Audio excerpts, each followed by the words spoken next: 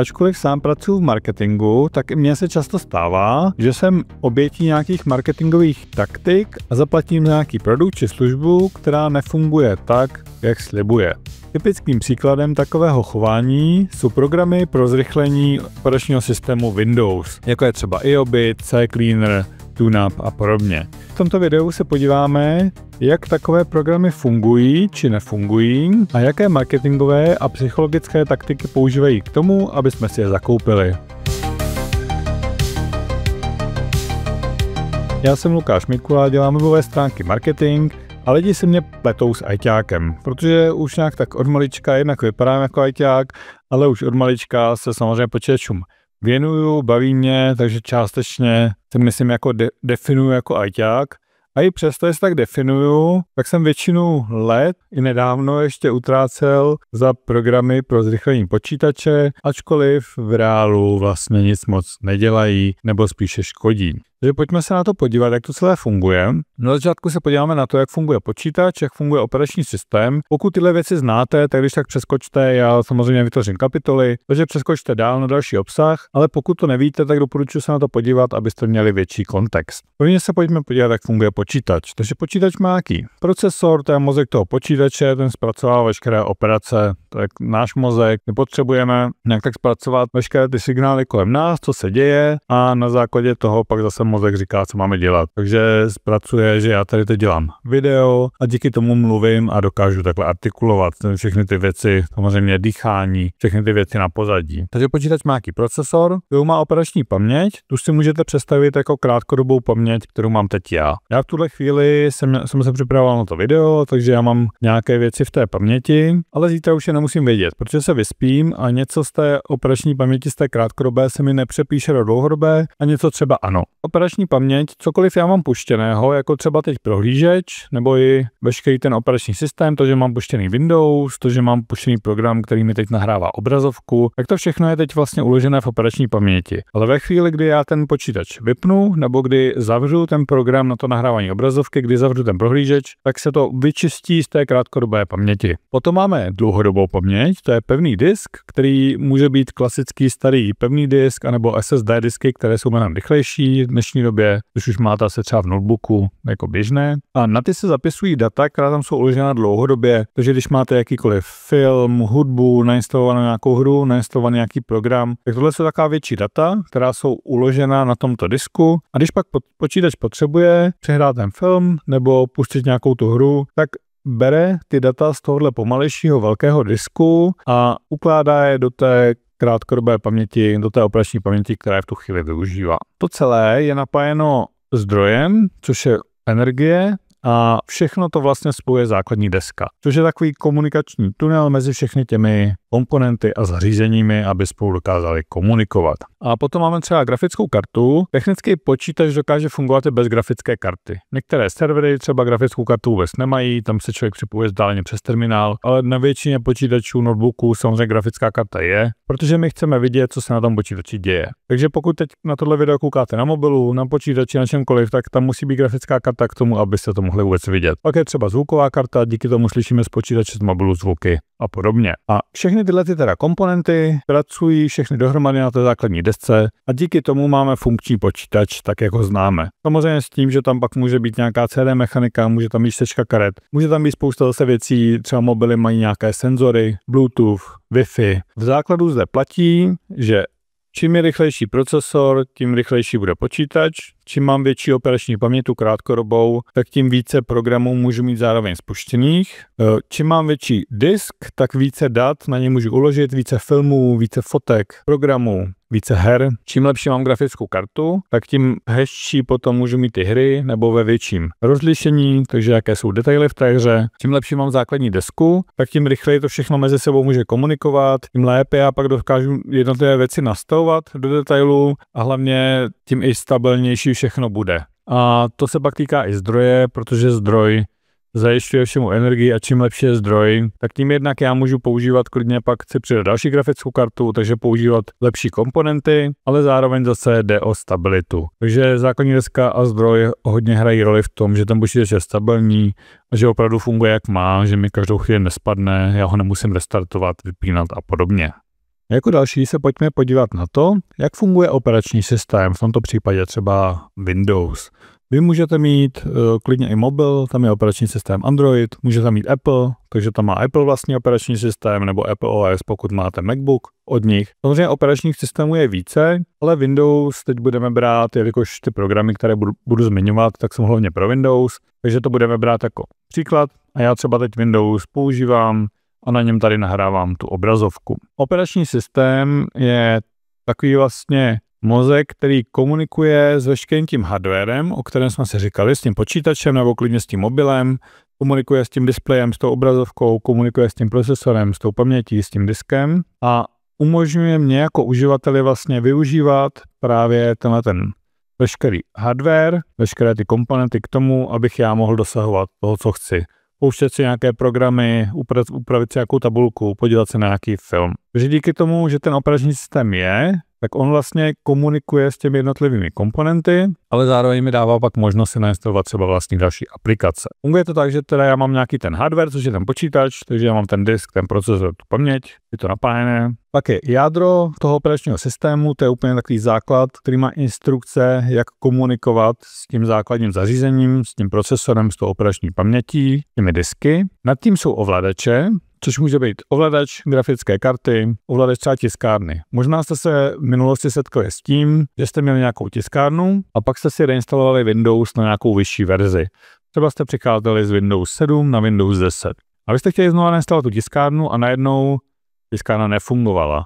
A chtěli jste si nainstalovat ovladače, ale výrobce už ty ovladače nedělal, protože ta tiskárna byla stará a Windows už v té nové verzi tuhle tu tiskárnu nepodporoval.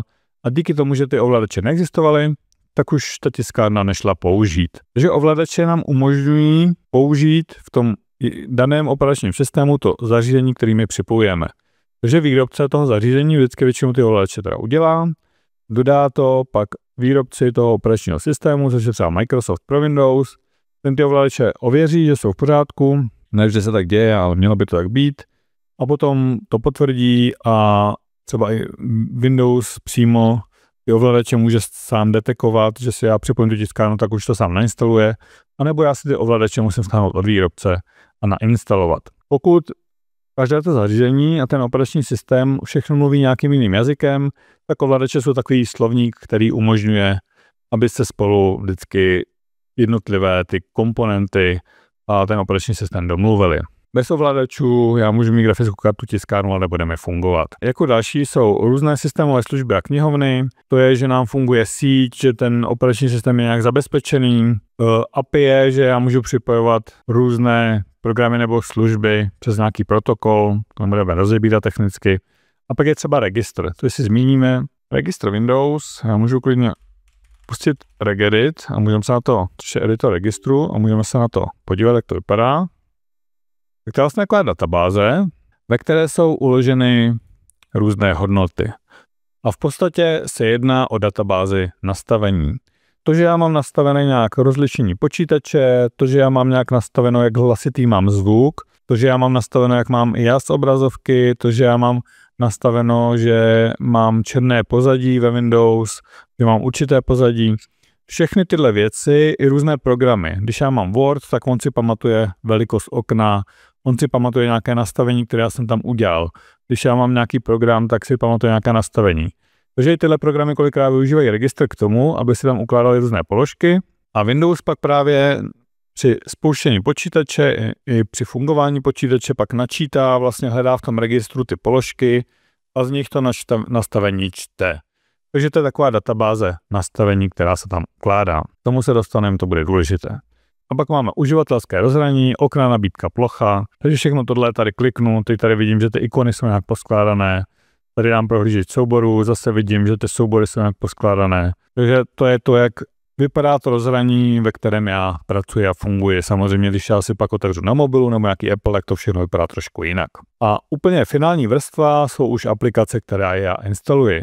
Já si můžu nainstalovat Microsoft Word, já si můžu nainstalovat Excel, já si můžu nainstalovat nějakou hru, i prohlížeče, aplikace a právě i ty zrychlovače systému, ty programy, o kterých se dnes budeme bavit, tak to je program, který já nainstaluji do toho operačního systému.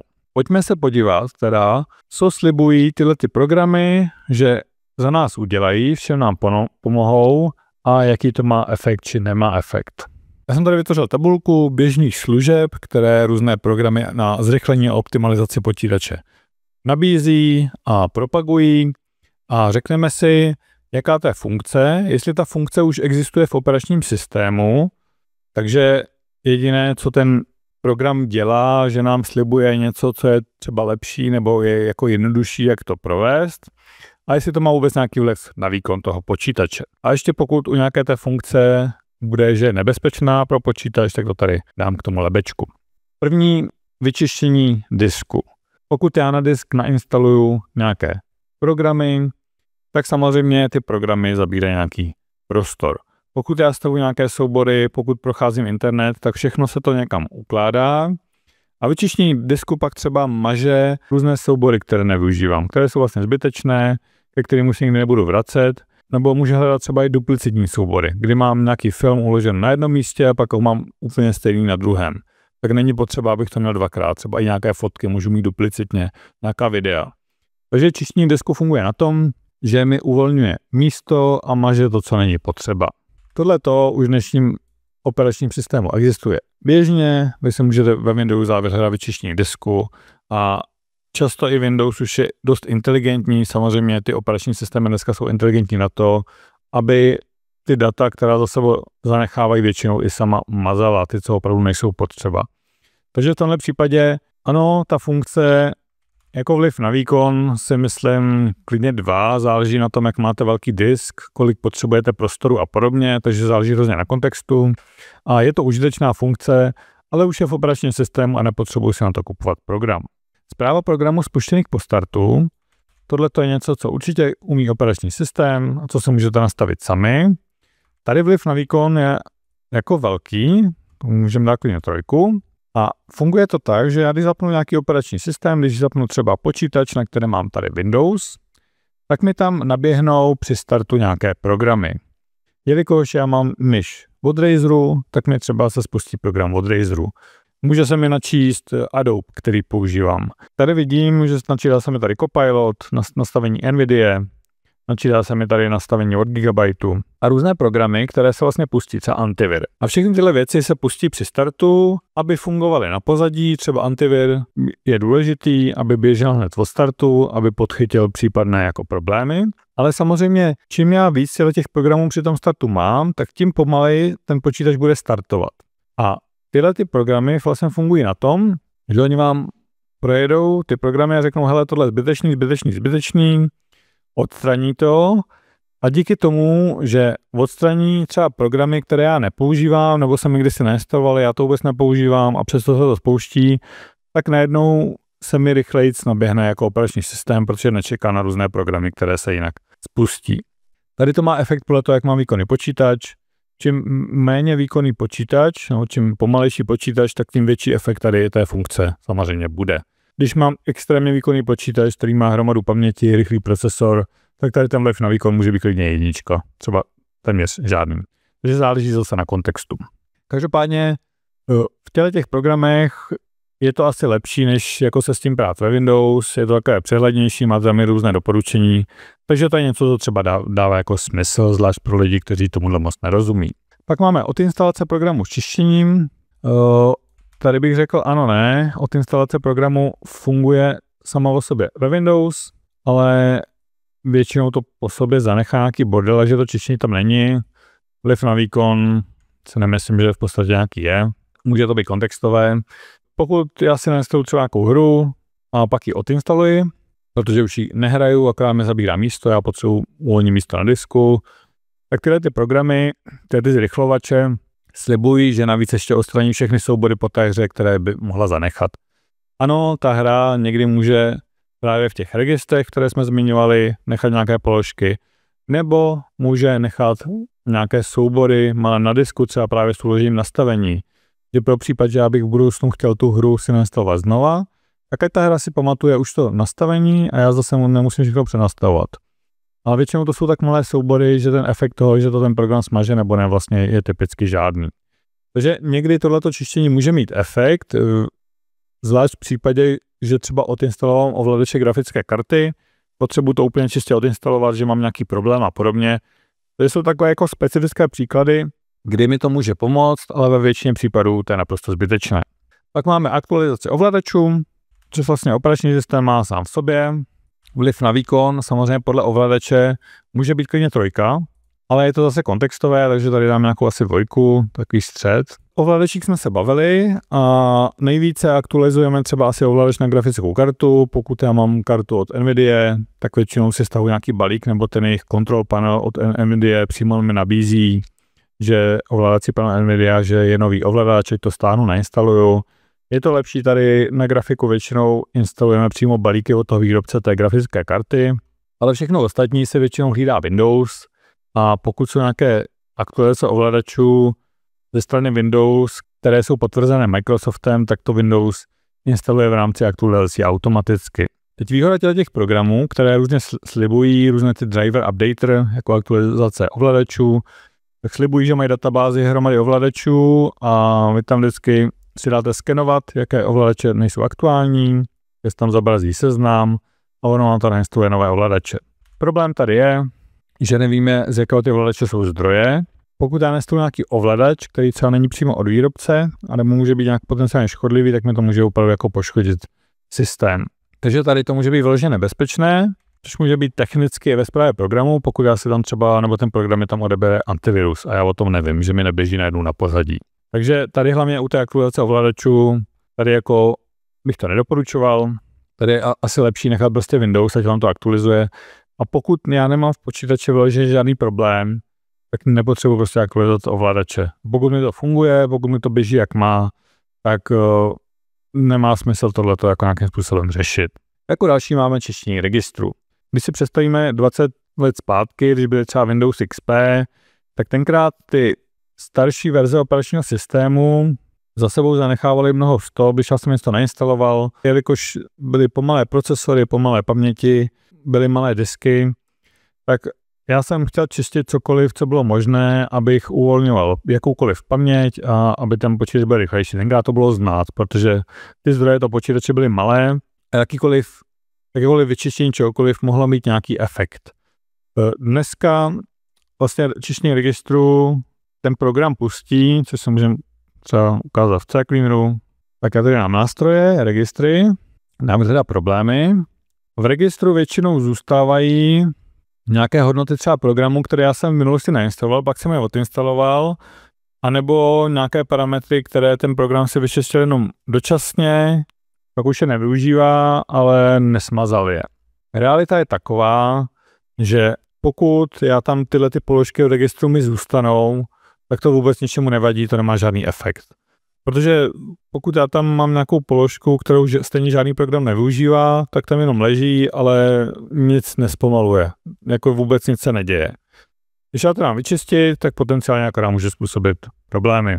Tohle je funkce, co i Microsoft jako nedoporučuje, sám to nemá.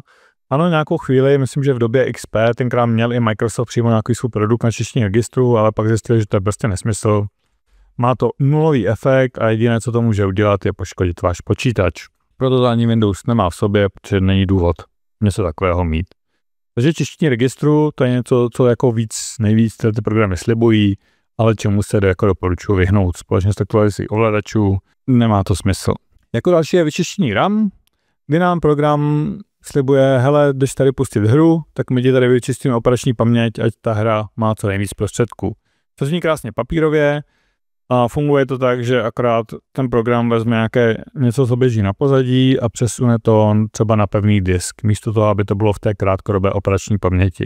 Realita je taková, že Windows, ale a veškeré operační systémy tuhle funkci mají v sobě, velice dobře dokáží tohleto řešit a tohleto vlastně jenom placebo efekt, že mi to udělá nějaký program. Ve finále akorát přesouvat na SSD disk něco, co se tam ani přesouvat nemá, akorát snižuje životnost. Takže ve finále to může být i škodlivé. Takže tohleto zase nedoporučuju. A jako další máme defragmentaci disku. Tady je potřeba vysvětlit takové starší disky, které se dneska třeba používají ještě ve stolních počítačích v serverech. Jsou tyhle ty velké a jak vidíte, tak jsou tam vrstvy takhle těch ploten, které se točí a tady ta hlavička, tak ona čte data. Ona se hýbe a já mám na každém, Já mám na každém tady kousku uložená nějaká data. Když je hlavička tady napozicovaná a něco čte, tak mi třeba čte nějakou hru, která se má spustit v tu chvíli. A pokud já chci spustit jinou hru nebo tady film, tak ten disk by se musel otočit, tady ta hlava by musela přijet trošku takhle dolů, aby se trefila na tohle místo, kde se ty data nachází. Takže to funguje tak, že opravdu fyzicky se ten disk točí, proto jsou vždycky psané u disku třeba otáčky, že to je třeba 5400 otáček za minutu nebo 7200 otáček za minutu. To jsou tam různé rychlosti disků, třeba i 10 000, 15 000 u takových těch výkonných serverových. Proč se dneska pořád tyhle ty starší disky používají? Protože dokážou mít velké kapacity za méně peněz. Pak jsou SSD disky a ty, jak vidíte, to je prostě jenom paměť, to je čip a tam už žádný fyzický něco by se hýbalo a mělo něco vyhledávat není a proto jsou mnohem rychlejší. Řekněme, že mám teda pevný disk a teď na něj nahraju nějakou hru. A ta hra má třeba takovou velikost a teď se zapisuje postupně na ten disk. Takže pokud na tom disku ještě nejsou data, tak se zapisují pěkně za sebou. Teď já tam nahraju nějakou jinou hru, která je menší, teď tam nahraju nějaký program a pak se jednoho dne rozhodnu, že tu hru tady smažu. Takže já tu hru smažu a najednou mi tady zbyde volné místo. A v tu chvíli já chci nahrávat jinou hru, která je třeba větší a jelikož mi zbylo místo, tak ten disk zase ukládá nejbližší prázdný prostor, ale jelikož se tady hra už dál nevejde, tak on pak bude pokračovat až tady za tou druhou hrou. A tím se mi vlastně ty data takhle rozhazují a čím víc já na tom disku mažu, data ubírám, přidávám, tak tím víc jsou rozházená v rámci toho disku. A já když pak teda potřebuji načíst nějakou tu hru, která je takhle rozházená a nejsou ty data jako sekvenčně po sobě, tak tady pak ten disk se musí točit, tady ta hlavička musí hrozně moc skákat, aby ty data vyhledávala a načítala a díky tomu se to načítá pomaleji.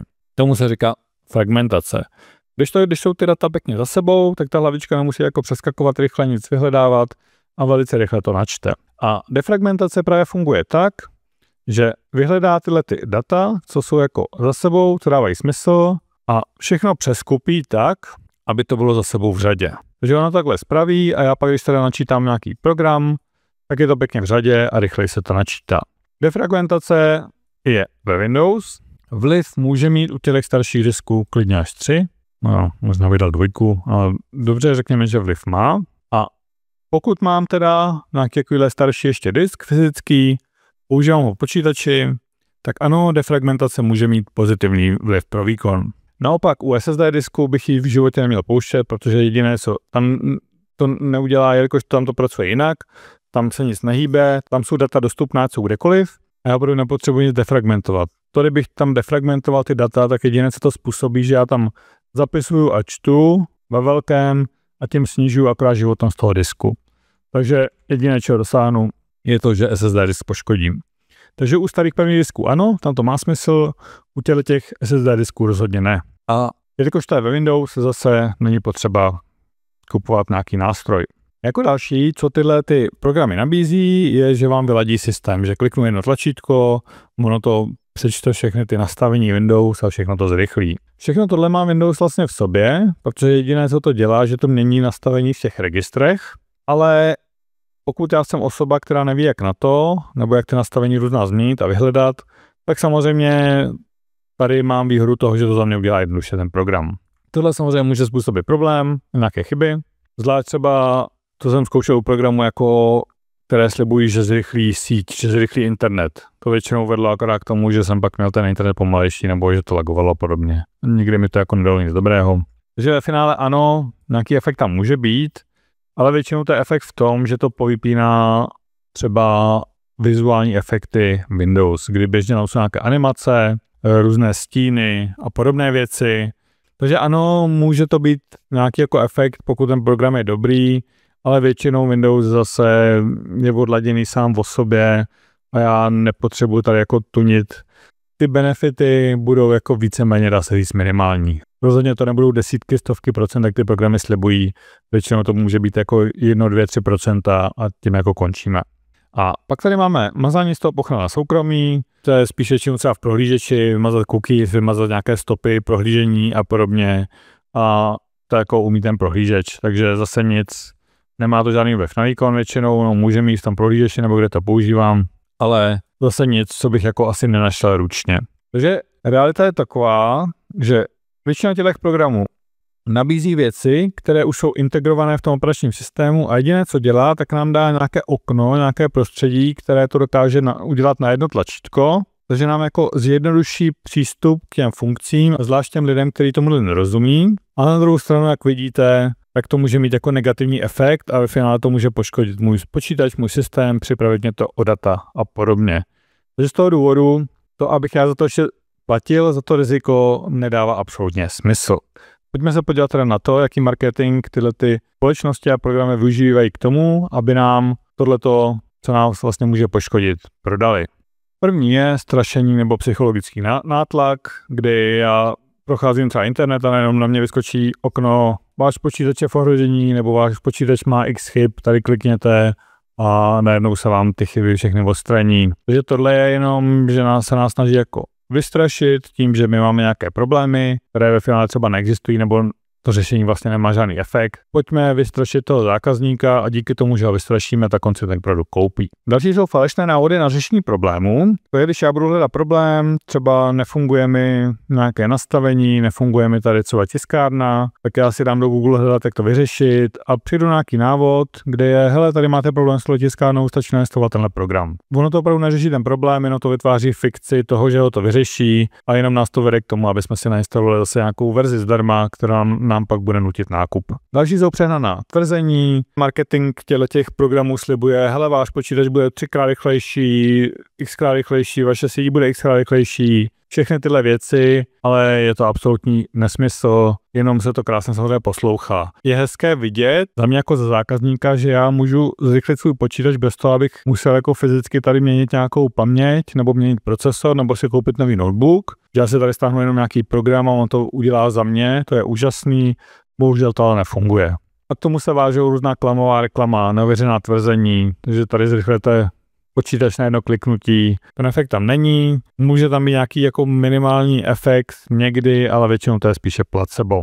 Jako další, co tyhle společnosti používají, jsou klamová ocenění, takže vy přijdete na stránku té společnosti, kde tam popisuje ten svůj program. Pak tam má různá známá loga známých firem, třeba zmíněno ve Forbes, nebo máme ten certifikát, a ve skutečnosti to vůbec není realita. Oni se jenom vypůjčují nějaký brand, nějakou značku k tomu, aby se propagovali, ale přitom ta propagace vlastně, nebo nikdy to neexistovalo. Prodejci těch programů, jelikož ty programy se velmi snadno prodávají, zvláště lidem, kteří jsou neznalí, o tom si řekneme, tak využívají affiliate partnery, takže když mám nějaký blog, tak já můžu být jejich affiliate partner, já si hodím na blog jejich banner, který říká, hele, 3x si tady zrychlíte počítač, tak na to nějakým návštěvník mého blogu klikne, koupí si ten program, já z toho mám provizi. A oni samozřejmě, oni prodali, oni jsou spokojení. To vede i třeba k falešným recenzím, kdy lidé pak na svých blozích vytváří falešné recenze toho, že ten program používali a co jim to všechno přineslo a tak dále, ale přitom to není pravda. Takže my pak máme spoustu různých srovnání těch programů, různé recenze, k čemu to všechno vede, ale realita je taková, že vlastně ty programy jsou stejně k ničemu. Běžně se setkáme s časově omezenými slevami, to je takzvaný fear of missing out, strach z toho, že o něco přijdu. Teď tady kupte, máme tady půl hodiny pro vás slevu 90%. Zase řeknete, úžasný, to se musím koupit a hned teď. Takže to bývá buď na webu, anebo přímo, když já mám nějakou verzi zdarma toho programu, tak ona mě bombarduje různými bannery. Tím souvisí různá vyskakující okna na webu, v aplikaci a právě když máte nějakou verzi zdarma těch programů, tak tam pak přichází různý nátlak, kdy na vás různá okna pořád neustále vyskakují a přesvědčují vás k tomu, abyste si koupili plnou verzi.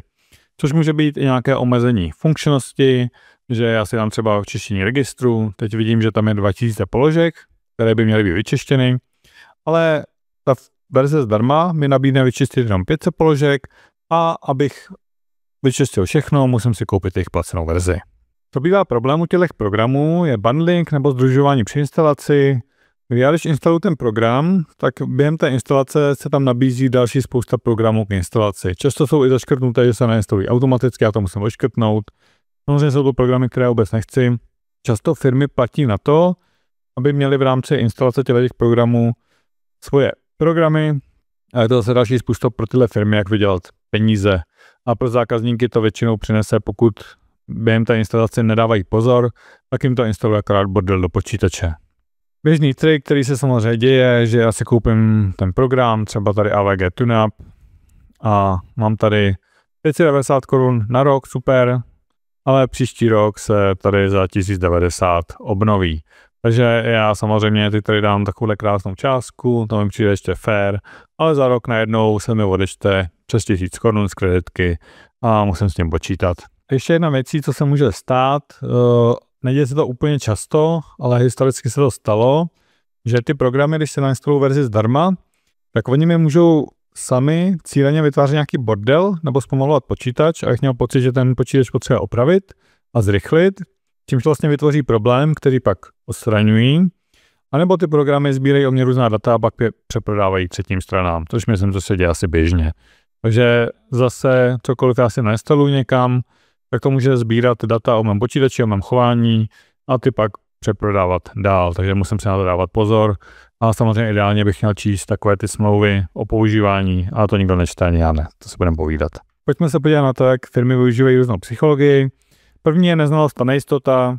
Já když jsem osoba, která nerozumí počítačům, nerozumí těmhletěm systémům, neví, jak to funguje, tak samozřejmě tomu uvěřím a je krásně věřit tomu, že já se tady jenom stáhnu nějaký programek a on mi zrychlí počítač a dám tady pár stovek, nemusím si tady kupovat nový laptop a podobně. Je to prostě krásné, hezky si tomu věří, chci tomu věřit a proto do toho zainvestuji.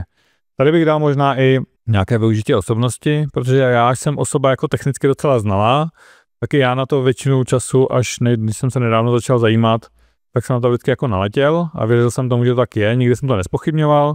A to je zase, že mám osobnost toho, že jsem osoba, která jako má nějaký počítač a je hrdá na to, že počítač funguje jako na 100%, že tam nejsou žádné problémy, že to mám pěkně odladěný. A bylo pro mě hezký vždycky si tam vyčistit ten registr, si všechno jako poklikat a byl to jako takový dobrý efekt, dobrý pocit z toho, že se o to starám, že si to udržuji. Výhoda těch programů je pohodlí a jednoduchost, což jako se tomu zase to určitě ten benefit jako má, protože pokud já bych měl všechny ty funkce, co tam mám, hledat jednu po druhé ve Windows a ten počítač tímhle způsobem jako čistit a optimalizovat, tak to může být náročné, zdlouhavé, ale u těch programků já to mám většinou na jedno tlačítko, což je zase jako fajn, že já tam kliknu jedno tlačítko, oni se mi všechno postarají, já se musím řešit. Pak samozřejmě se využívá placebo, pocit rychlosti, takže já pak, když mi ten program napíše, že mi tam vyčistil 5000 položek a že tam udělal 50 optimalizací a vylepšení a zrychlení, tak já pak mám pocit, že ten počítač je rychlejší, když třeba vůbec není. Co je tam velký rozdíl a co tyhle programy hodně využívají, je viditelný efekt údržby.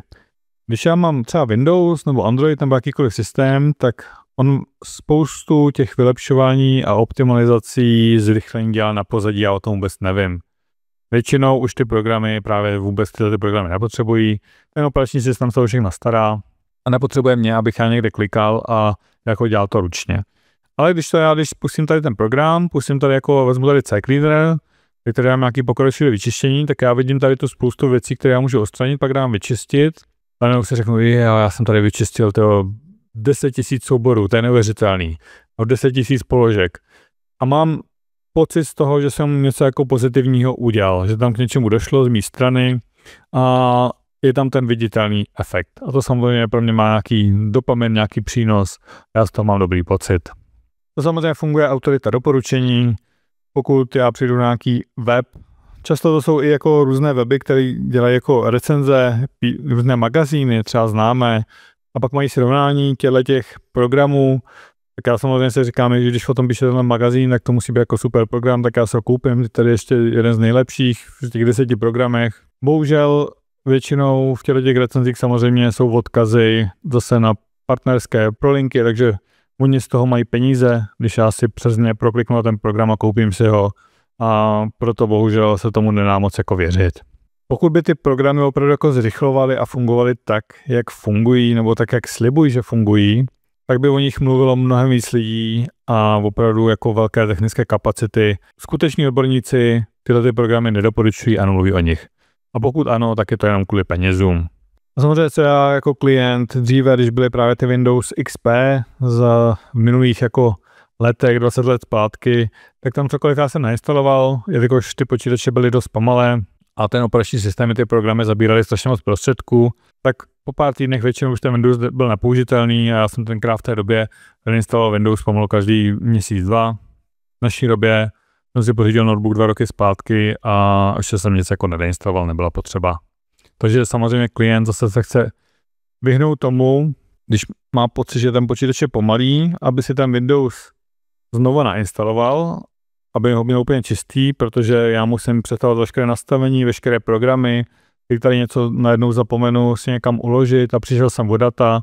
Samozřejmě nikdo nechce reinstalovat operační systém, ale často, když mi se třeba zpomalí notebook, tak to může být spíše tím, že já mám ho zaprášený a že uvnitř je vyšší teplota a kvůli tomu se zpomaluje. Takže mě by stačilo ten notebook vyčistit fyzicky, odstranit prach a tím pádem se mi zvýší výkon. Místo toho, abych já instaloval nějaké programy, které tvrdí, že ten výkon zvýší, ale přitom to neudělají. A předtím, než tohle video uzavřeme, pojďme se podívat na stránky jednak tady AVG Tuna, podíváme se, co nám slibují. Zrychlete, vyčistíte a opravte svůj počítač naším pokročilým nástrojem pro optimalizaci počítače. Provedeme automatickou údržbu, zrychlíme až počítač Windows, odinstalujeme software, který nepotřebujete, smažíme nepotřebné soubory, automatizujeme všechny vaše programy. Zase spousta věcí dělá Windows, tam musím dělat ručně a tady je ta výhoda, že já tady kliknu na to tlačítko, ono to všechno udělá za mě. Zrychlí vyladí váš počítač, odstraní bloatware, zbytečné programy, uvolní místo v úložišti. Jedním kliknutím aktualizujeme všechny naše programy, jasně. Pak tady jsou čísla. Zrychlení spuštění je 79%. To je úžasný. Najednou tady, když jsem mi spouštěl tady počítač 89 vteřin, tak se pouštěl 18. Jasně, když jsem vyházel většinu programů ze spuštění, který nepoužívám, nebo třeba používám, ale musím si je ručně zapnout, tak to je jasný, že to spuštění bude rychlejší, ale to je jenom to, že já jsem si k tomu dal jako tu práci. Já tohle můžu udělat snadno ve Windows, na to pomůže mi dneska umělá inteligence, nepotřebuju za to platit nějaký program. Zrychlení přibližené práce 30%, naprostá kravina. 71 GB uvolněného místa na nějakém disku počítače. Proč ne? Jestli jsem to v životě nečistil, může to být klidně pravda, pokud jsem měl hromadu bordelu, ale na běžném počítači to budou třeba 2-3 GB a rozhodně to nebude takovéhle číslo. Takže je to všechno hrozně nadnesené. Když se podíváme na stránku EOBITu, což je šílená, jako já jsem od nich ten software kupoval, to je šílený. Když se tady podíváte, máme tady mid-year sale, takže tady nějaký výprodej v průběhu roku, 90% sleva a až tady dostanete nějaký mystery bonus. Úžasný, nevím, co dostanu. Takže na to kliknu, i tady mě skáčou, hele, tady vyprší to za 30 minut. Já jestli to za 30 minut tady nekoupím, tak jako už o to přijdu. Tady od těch slev do 90%. Samozřejmě, když tu stránku načtu znova, tak zase těch 30 minut načte úplně znova, takže je to samozřejmě nesmysl.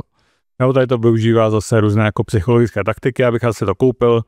Když tady vidím všechny ty programy, tohle je to zbytečný, tohle je to nebezpečný, tohle je to zbytečný, tohle je to malware fighter, jestli mám nějaký anti-malware, tak ten má vždycky smysl, pokud je dobrý. Software updater, víceméně zbytečný, Defrag Pro, umí Windows, zbytečný. Takže mi tady vyšel jeden program, který něco dělá, všechno ostatní vlastně platím za něco, co nepotřebuju a co nemá žádný efekt, nebo to třeba dělá Windows.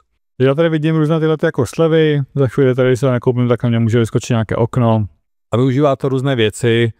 Tohle všechno, pokud vy máte bezplatnou verzi tohle softwaru, tak na vás bude neustále všude jako skákat všechny tyhle ty okna, slevy a slibovat vám to tady úžasně jako slevy, které jinde nejsou. Tady to všechno mám za krásných $30.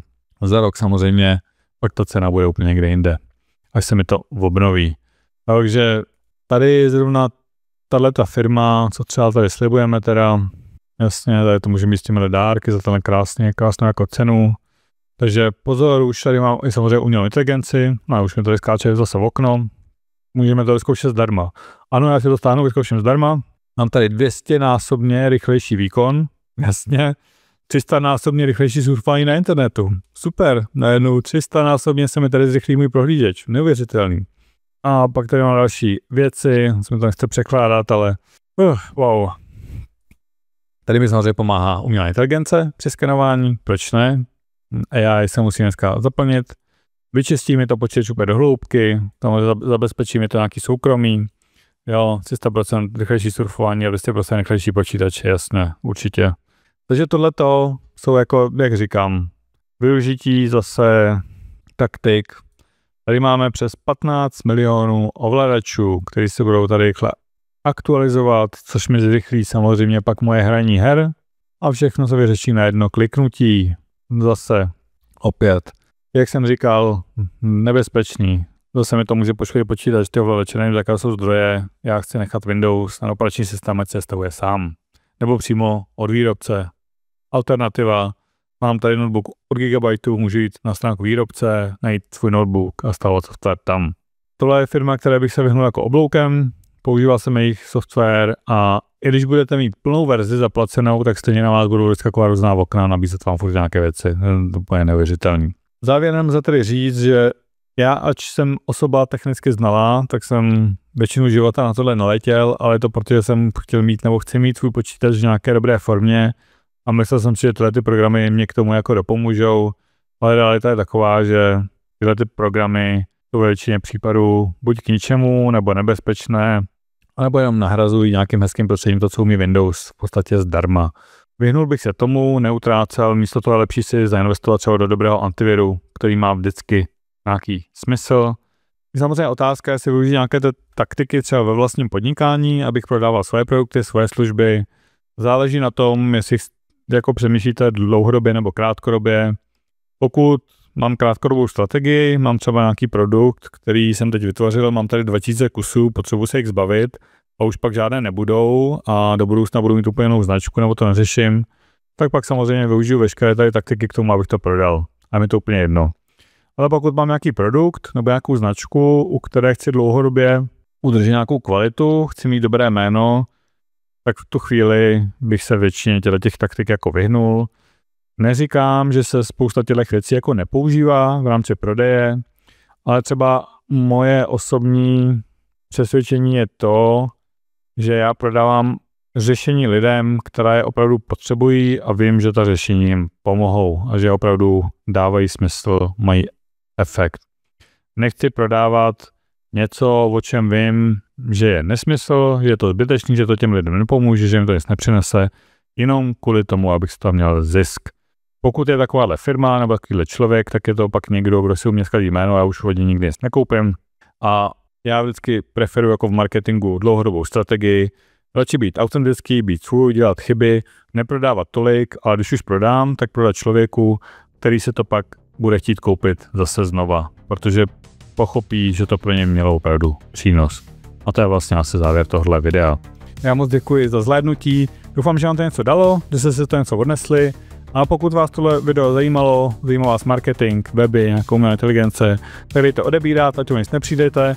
Pokud máte nějaký dotaz k tomuhle tématu nebo k čemukoliv marketingu, napište prosím dole do komentářů, rád vám odpovím.